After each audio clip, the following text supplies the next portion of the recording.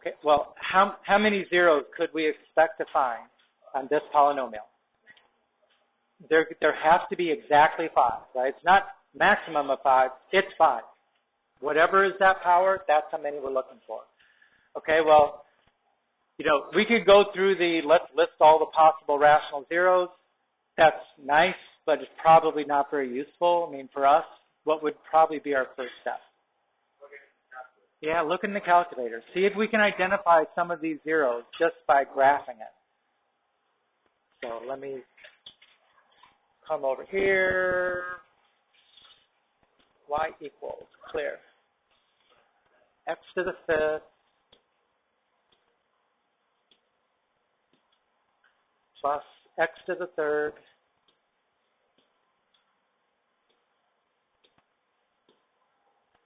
plus 2x squared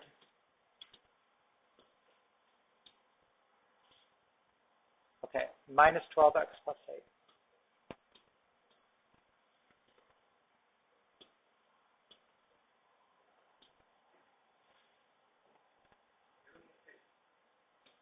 So,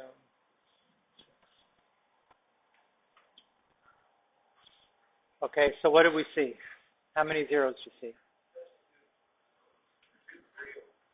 Okay, so it looks like at x equals -2, there's a 0.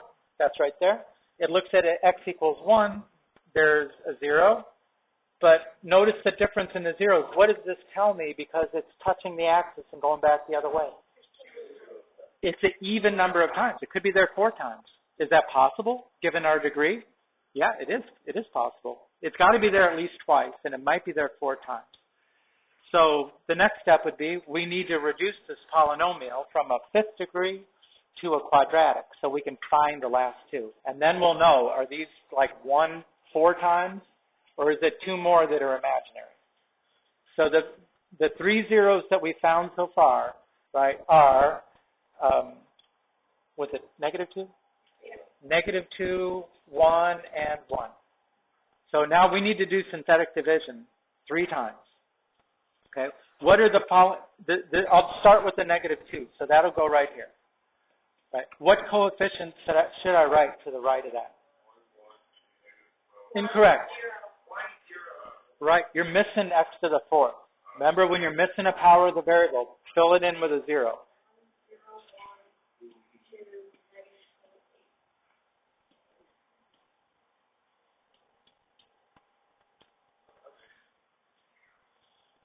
Okay, bring down the 1 and start multiplying.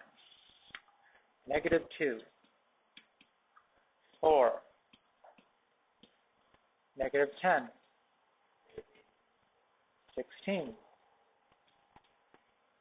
-8, 0. So if you don't get a 0 there, you did something wrong, because we already know it's a 0. Right? It has to work out that way. Okay, now, what's the approach now to deal with the next 0? Use these numbers here, right? Don't go back up to here, because we've already reduced this from a 5th degree to a 4th degree. We want to keep going. We don't want to keep starting over with the 5th degree and making another 4th degree.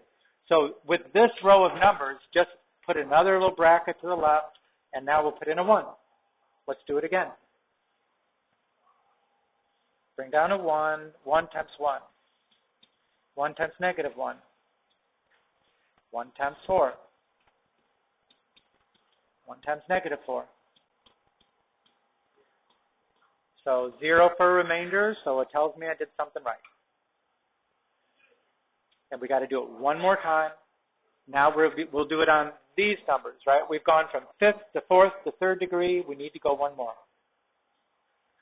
Put in a 1, same number. 1 times 1. 1 times 0.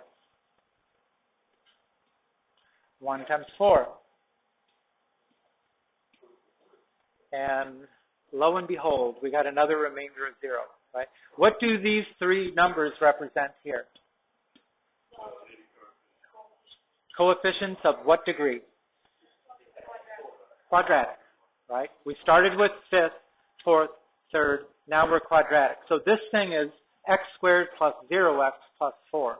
So the last part we have to solve is x squared plus 4 equals 0. And we don't even need quadratic formula for that, right? Just subtract 4,